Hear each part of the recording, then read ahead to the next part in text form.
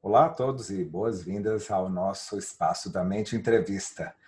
E hoje eu tenho a satisfação de receber aqui a Cristina Werner, que é psicóloga e que trabalha no Rio de Janeiro, mas que vai compartilhar conosco uma experiência absolutamente inédita, inesquecível, imagino, que foi de ficar um tempo na Antártica.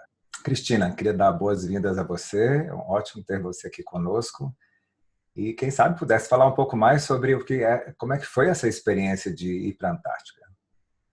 Bom, muito bom estar com você também, André, nesse espaço novo de interlocuções, né? Conversar um pouquinho sobre a Antártica, né? E Antártica quer dizer o antiártico, né? E é interessante falar para as pessoas que estão nos ouvindo que, na verdade, nós estamos falando de um continente, né? O continente branco, que a gente chama o sexto continente. E é um continente interessante, porque, na verdade, ele tem bastante terra, mas é coberta de gelo, que a gente chama de permafrost. É a grande preocupação dos cientistas hoje, exatamente com o derretimento do permafrost, né? E é um lugar que não tem nenhuma população, ninguém nasceu lá, né? Até que nós temos até 9 nascimentos lá, mas por uma casualidade, não existe uma população nativa da Antártica, né? E diferentemente do Ártico, o Ártico só tem gelo, é água congelada, não tem terra por baixo, né? E a Antártica é bem mais fria, é um lugar que muito mais venta, tem montanhas, tem vulcões, tem vegetação de musgo, só não tem árvores, né? Mas, assim, foi uma aventura grande ter ido parar lá, não é? Nós temos 5 portas de entrada na Antártica. Nós temos a ilha da Tasmânia, na cidade de Hobart, na Austrália, né? Nós temos a cidade de Christchurch, na Nova Zelândia, que talvez seja a cidade mais antártica, respira Antártica todo o tempo. Temos a cidade do Cabo, na África do Sul, que é a menos antártica, porque a gente, quando pensa em África, pensa no calorão, nunca a gente iria associar, né? Mas é uma das portas das entradas. A outra é Ushuaia, na Argentina, a menorzinha das cidades de porta de entrada. E aqui o Brasil utiliza, que foi por onde eu cheguei, a Punta Arenas, capital da província de Magallanes, no Chile, que é uma cidade muito voltada para a exploração, né, dos recursos do mar, da compreensão dessa ambiência, desse bioma, que é tão importante, né? A gente tem formas de chegar de navio ou de avião, né? Tem que cruzar o famoso Estreito de Drake, que é o mar mais perigoso do mundo. Eu, por sorte, fui de avião, fui do Hércules, né? Que é conhecido como aquele avião bem robusto, né? Mas passar de navio é uma grande experiência para o selfie, porque as ondas podem chegar até 12 metros e o navio não pode adernar demais, senão ele vira. Então é bem perigoso. Mas as pessoas procuram uma janela para poder atravessar com segurança, porque você demora 3 dias para atravessar o Drake, então você tem que chegar e estar em condições de passar todo esse tempo, né? Isso não impede que as pessoas sintam muito enjoo, e isso já é um primeiro desafio para a saúde mental, né? A expectativa da passagem do Drake, o medo, né, dessas vagas, dessas ondas muito grandes, né? Ou mesmo a chegada no Hércules, né?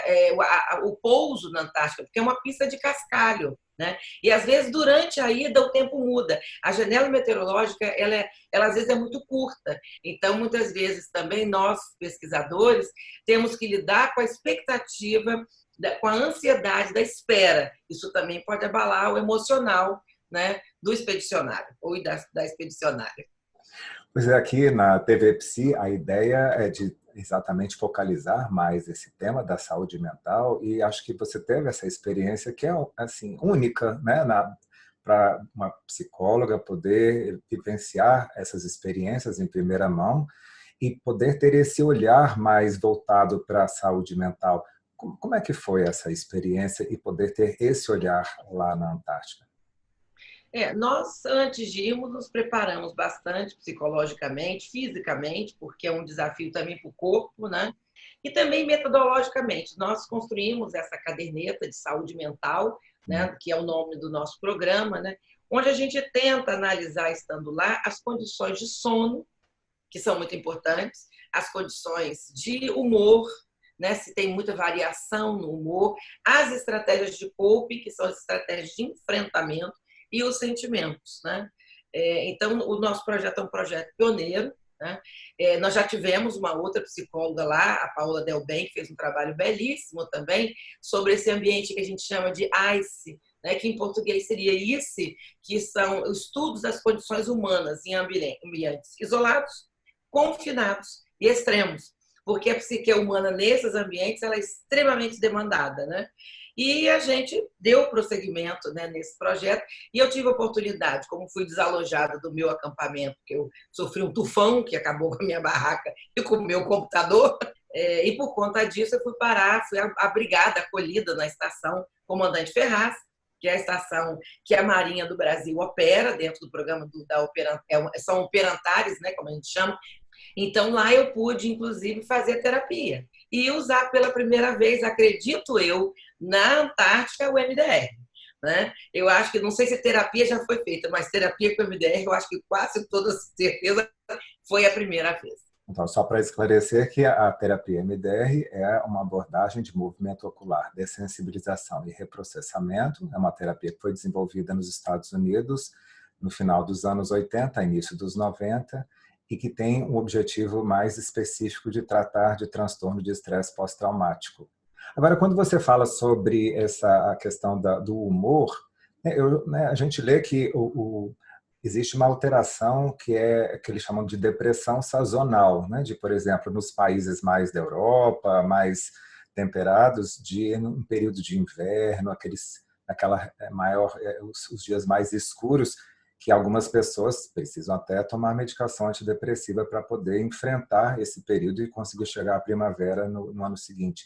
Se lá você percebeu que esse é um tema também, é um desafio para a saúde mental poder lidar com o inverno do Antártica. É por isso, inclusive, que as pesquisas elas são realizadas no verão antártico, né? De novembro até março, onde as condições de temperatura são menos agressivas, porque o inverno pode chegar a menos 89. Na estação russa, conseguiram medir menos 89. Então, passar o inverno no continente antártico, seja em qualquer lugar, desde o Polo Sul, né, até mesmo no continente como um todo, é sempre muito frio, um desafio. Então, a primeira coisa que a gente tem que pensar, assim, o quanto que esse desafio no corpo humano, fisiologicamente falando, interferem exatamente no humor. Por quê? Já se percebeu que os hormônios secretados pela tireoide, eles ficam comprometidos, né? Não há a mesma produção, né? Inclusive, tem uma pesquisa que diz que tem um certo encurtamento, um certo shortener, o cérebro fica ali um pouco diminuído, como se fosse mais comprimido durante esse inverno. E que depois que a pessoa retorna, ele meio que se expande de novo. O corpo humano ele acaba tendo um desafio de adaptabilidade muito grande, né? Então, é muito importante que as pessoas, primeira coisa que vão para lá, que se voluntariam, sempre é um trabalho voluntário, mesmo as pessoas das Forças Armadas, no caso, as pessoas do Brasil, da Marinha do Brasil, elas aceitam essa missão, elas podem recusar se elas quiserem, né? Porque é um desafio. Inclusive, o grupo base que está na estação está invernando. São 15 homens e uma única mulher, que é justamente a médica, a doutora Letícia. Ela é a que está lá na base, tomando conta desses 15 homens que podem adoecer física e psiquicamente, né? Essas pessoas que invernam, elas ainda têm mais desafios pela frente. Inclusive, por exemplo, você conseguir repor a vitamina D, por exemplo, que ela é muito importante para o funcionamento do corpo, né? A questão do sono, né? O ciclo circadiano ele depende da luminosidade para se organizar, né? Nós, nos países tropicais e subtropicais, à medida que o sol se põe em torno das 6 horas, começa a produção de melatonina, que atinge seu pico às 11 da noite. E isso produz um sono bom e reparador, com aquelas 3 etapas de sono REM e de sono delta, que é importante para a fixação da memória, é importante para a produção hormonal, inclusive da testosterona, masculina e feminina, né, do hormônio do crescimento, para quem ainda é pequeno, né? Então, assim, quanta coisa... E nós dependemos disso para o nosso humor, né? Os neurotransmissores, eles também ficam dependentes, né, dessa condição ideal de sono. Então, o objetivo da caderneta, a gente tem um registro que é diário, né? As pessoas que aceitam, aqui a gente tem o diário de autopercepção de padrão de humor, né, que tem as variações. Os homens costumam ser mais retilíneos, viu, André? As mulheres ousam ciclar um pouco mais, porque a gente ainda tem a questão da nossa variação hormonal, né? E aqui a gente tem a autopercepção de sentimentos. Então, a nossa caderneta, ela tem sido muito boa, porque a autopercepção é uma coisa importante. Como é que eu estou variando? O que está me fazendo desencadear essa alteração de humor? E a pessoa precisa estar bem, porque ela vai enfrentar muitos desafios. E aqui a gente tem o diário do sono, também como é que o sono foi, com várias questões. O que está alterando? Uso da medicação ou não, né? Por quê? Por exemplo, você pode ter desafios. Às vezes a equipe sai a campo. Você tem 3 lugares para estar: o acampamento, os navios e a estação, né? As pessoas, por exemplo, do acampamento podem sair para fazer uma incursão, para tentar resgatar fósseis, líquens, musgos, né? Parte de terra, o permafrost, enfim. E nesse tempo, pode ser que o tempo feche, as pessoas tenham que se abrigar, não consigam voltar, podem se perder, dificuldade de localização. Tudo isso pode mexer com o emocional e você tem que conseguir se manter. Então, estar bem emocionalmente antes de ir é um fator muito importante. Mas, mesmo assim, isso não impede que ecloam algumas situações de desespero e até de isolamento. O que a gente percebeu, que a gente começou a chamar de isolamento no isolamento. Porque a pessoa pode ficar na sua barraca e não querer sair, né? Pode ser uma situação protetiva, mas pode ser também dificuldade da interação. E ali você eles colocam o acampamento de barco, né, de zodiacs, que são barcos que saem do navio, ou de helicóptero, e depois só voltam para pegar essas pessoas 30 dias depois, 40 dias depois. Então, além de estar isolado lá nesse ambiente, a pessoa ainda tem que fazer essa escolha de interagir uns com os outros ou de se isolar, dependendo do seu estado emocional. Tem e não tem essa escolha, porque a gente tem que trabalhar em equipe. O trabalho depende muito de todo mundo. Por exemplo, a gente tem que cozinhar, né? Porque nós não temos comida pronta. Nós temos muita comida processada. Esse é um grande problema também na alimentação. As pessoas podem sentir, né, algum distúrbio gastrointestinal, porque a alimentação toda ela é a base de grãos, né, que são secos, né, e alimentos processados. A gente não tem fruta, não tem verdura, não tem ovo. Apesar de que o Brasil, o esquadrão da FAB, o esquadrão gordo que pilota o Hércules, eles têm uma expertise em entregar comida no inverno, que eles conseguem entregar ovos. Eles têm a expertise de jogar de maneira que cai ali, senão se perde. Se cair na água, se cair numa fenda, já era, né? Então tem que cair naquele espaço. Então eles entregam verdura, entregam frutas.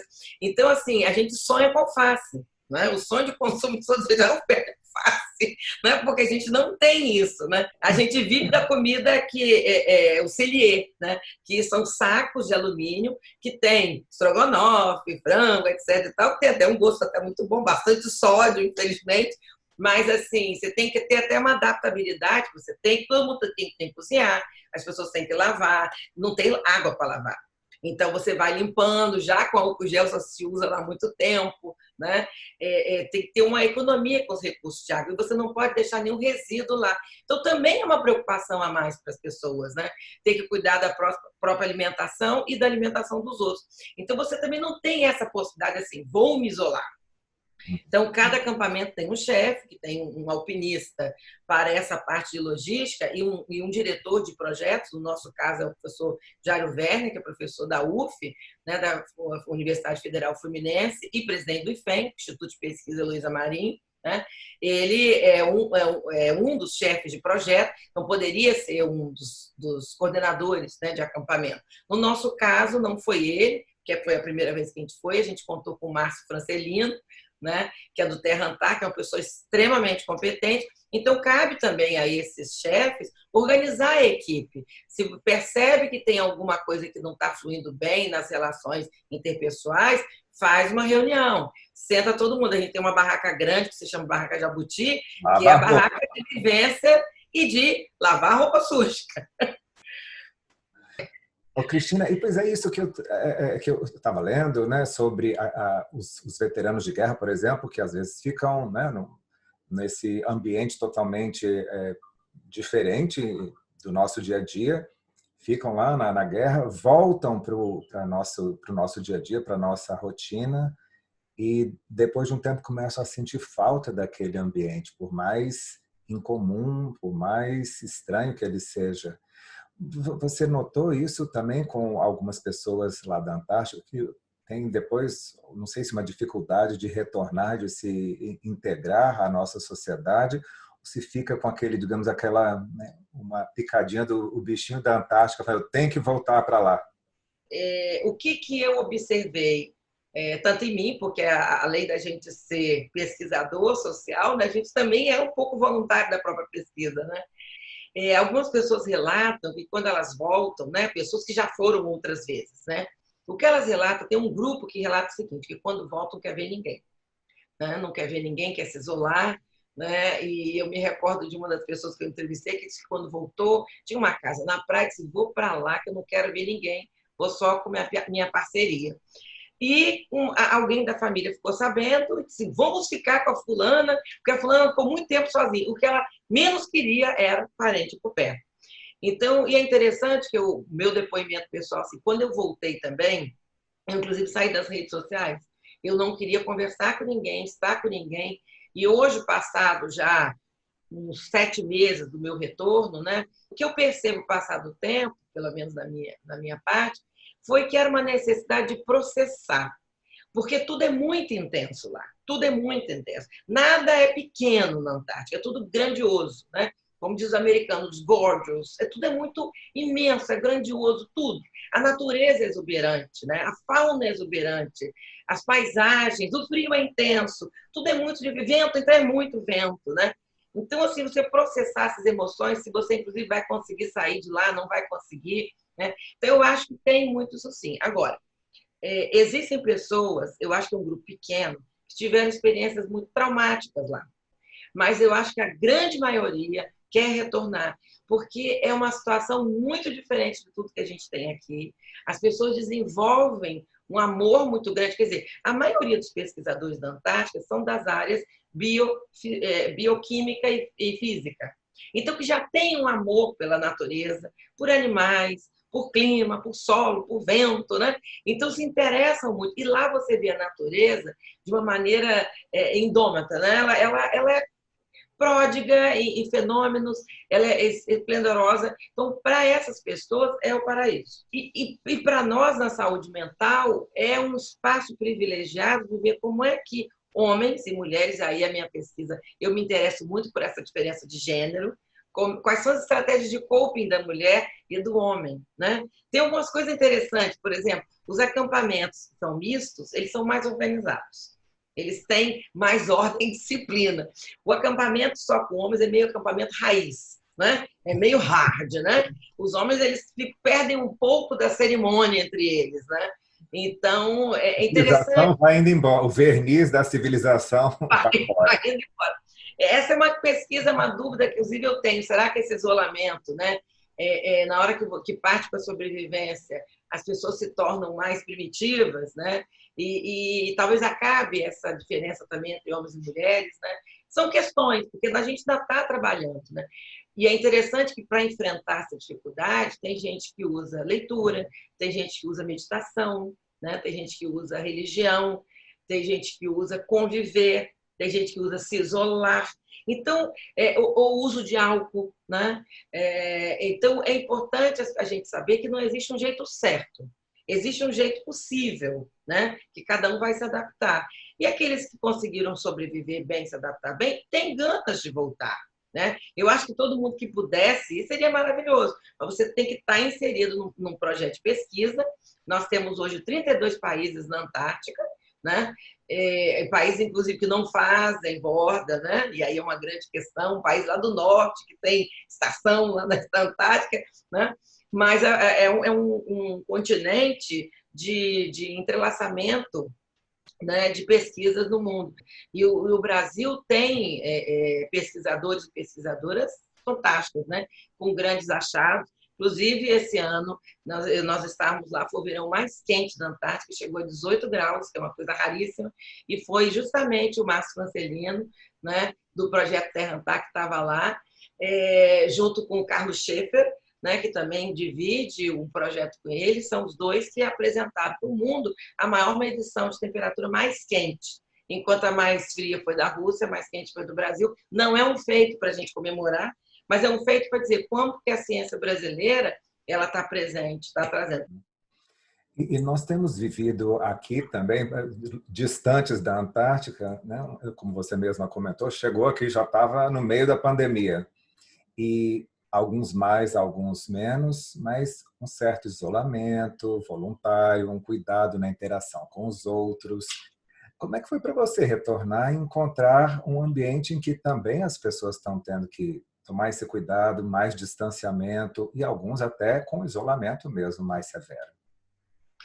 Nós tivemos que nos adaptar nessa capacidade do human agency, né? Que é a capacidade do profissional trabalhar em ambientes desfavoráveis, vamos dizer, ambientes instáveis, né? Para nós também foi uma adaptação, porque a gente veio com uma expectativa de saída, tivemos que manter o confinamento e tivemos que passar a atender os pacientes em home office.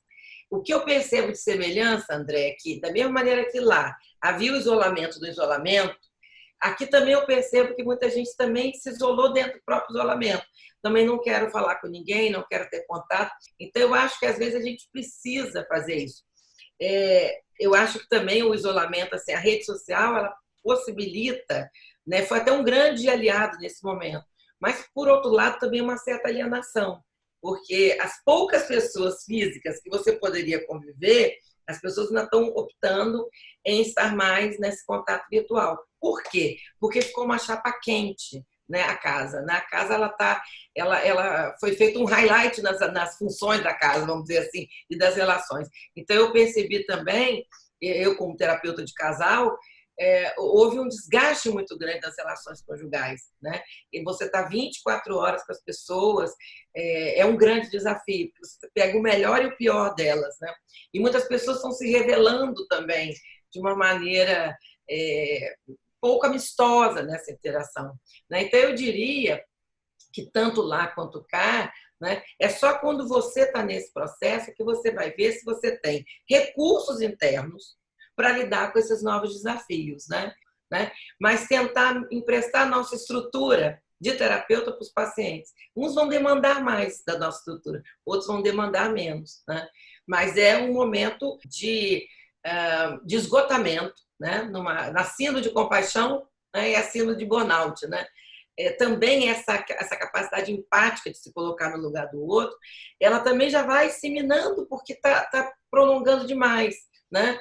E o burnout, nós estamos em pé, nós estamos ali trabalhando, mas internamente também estamos meio colapsados, né? Psicologicamente. Então, é muito importante que a ciência, né? Graças a Deus que temos os cientistas e as cientistas no mundo, possam trazer uma vacina, porque eu acho que também nós estamos chegando no limite, porque também essa questão de você não ter uma previsão de término. Porque quando você tem um deadline, né? Nós vamos ficar, como a equipe que está lá, vai ficar até outubro, porque os navios do Brasil já foram para resgatar e ter a troca, né? Das pessoas que estão lá na base, né? O que também não é muito fácil.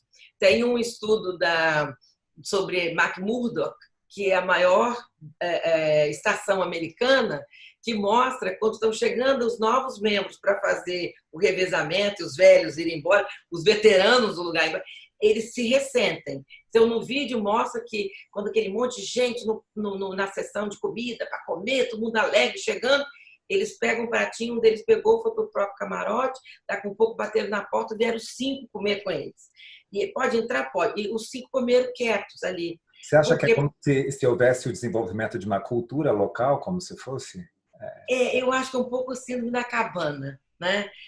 Eu me adaptei tanto na cabana, tanto nesse cantinho, que esse povo tudo invasou. Então a gente se sente meio dono. Cristina, mudando um pouco de assunto, mas juntando a isso que a gente está falando, o que você acha dessa iniciativa da TV Psi? Olha, eu acho que é muito bom, porque nós estamos num momento onde a tecnologia se desenvolveu de uma maneira enorme, né? Então, se você tem uma televisão que pode chegar a um número maior de pessoas, mas, ao mesmo tempo, trazendo o outro lado para não ter uma desarmonia evolutiva, né? A gente se desenvolve tecnologicamente, em todas as coisas possíveis de uma era, como diz a Rosa de Luxemburgo, o homem tem o máximo de consciência social e política possível para a sua época, e eu diria também o máximo de desenvolvimento tecnológico, mas nós não podemos, a parte emocional e psíquica, ficar para trás, porque, no fundo, quem faz essa engrenagem funcionar são os homens e as mulheres, a humanidade, né? Então, eu acho a ideia muito boa, porque partilhar saber, né, é generoso, né?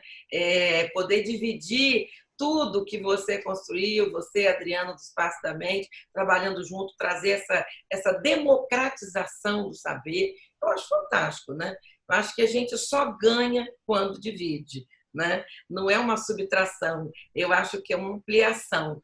E muito importante a gente poder dialogar amorosamente com as diversas visões e compreensões do mundo, né? O Nelson Rodrigues já dizia que toda unanimidade é burra. Então, na hora que eu amplio para ouvir outras experiências, outras compreensões, eu acho que todo mundo sai ganhando. Nós estamos no momento do guarda-chuva também epistemológico. Mas temos só que ter cuidado para não fazer um Frankenstein epistemológico, né? Cada um com alguma base científica, uma compreensão de mundo que faça sentido para si. Nesse modo, eu me sinto muito honrada de ter participado desse espaço de troca afetivo-cognitiva. Quero agradecer muitíssimo a sua presença, as suas contribuições, mais do que contribuição, esse compartilhar pessoal dessas experiências que acho que são tão marcantes e que nos ajudam a entender melhor, né, o pouquinho de Brasil que tem lá na Antártica e um pouco da Antártica que tem aqui no Brasil, e podermos comparar um pouco essas dinâmicas que nós temos vivido nesses últimos tempos.